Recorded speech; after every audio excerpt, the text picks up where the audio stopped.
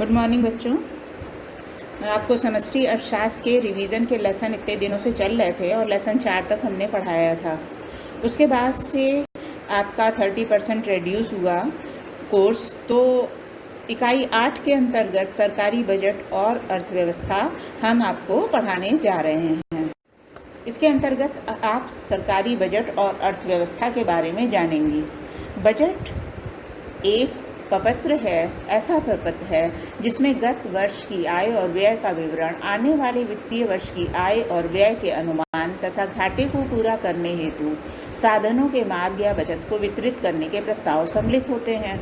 Budget के उद्देश्य: पहला, आर्थिक विकास को प्रोत्साहन; दूसरा, संतुलित क्षेत्रीय विकास; तीसरा, आय और संपत्ति का पुनर्वितरण; चौथा, आर्थिक स्थिरता; पांचवा, रोजगार सृजन; छठा, सार्वजनिक उपक्रमों का प्रबंध। बजट के अव्यय हैं बजट प्राप्तियां और बजट व्यय। बजट प्राप्तियां, इसमें 2 प्राप्तियां हैं, राजस्व प्राप्तियां, पूंजीगत प्राप्तियां।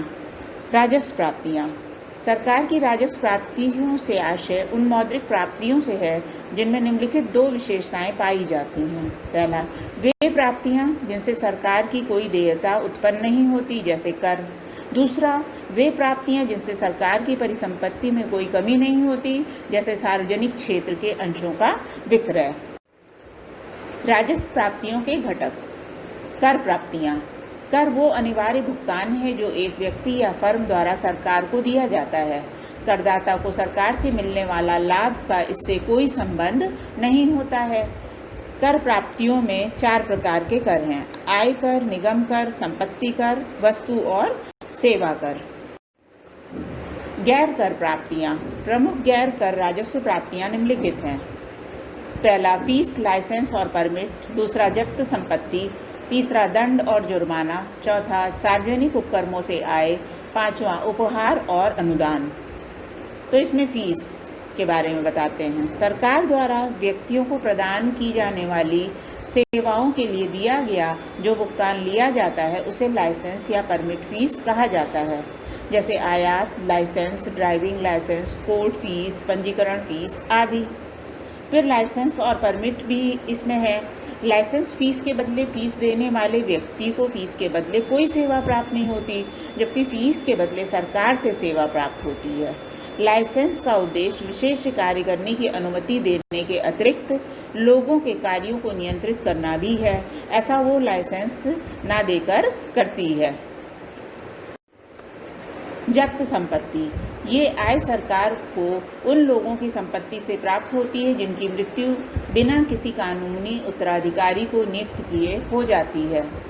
थर्ड है जुर्माना: ये आय सरकार को कानून तोड़ने वालों से आर्थिक दंड के रूप में प्राप्त होती है।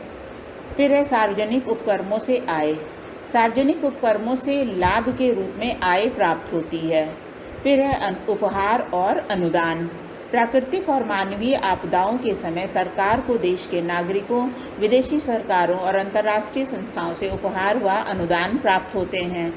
जैसे इस समय कोविड-19 के समय आपने देखा होगा कि प्रधानमंत्री राहत कोष में देश के नागरिकों ने दान दिया, विदेशी सरकारों ने और अंतर्राष्ट्रीय संस्थाओं की तरफ से इस आपदा से निपटने के लिए अनुदान दिया गया था, तो वो देश के विकास कार्यों में प्रयोग होता है। तो बच्चों, आज वीडियो 1 में हम इतना ही पढ़ाएंगे।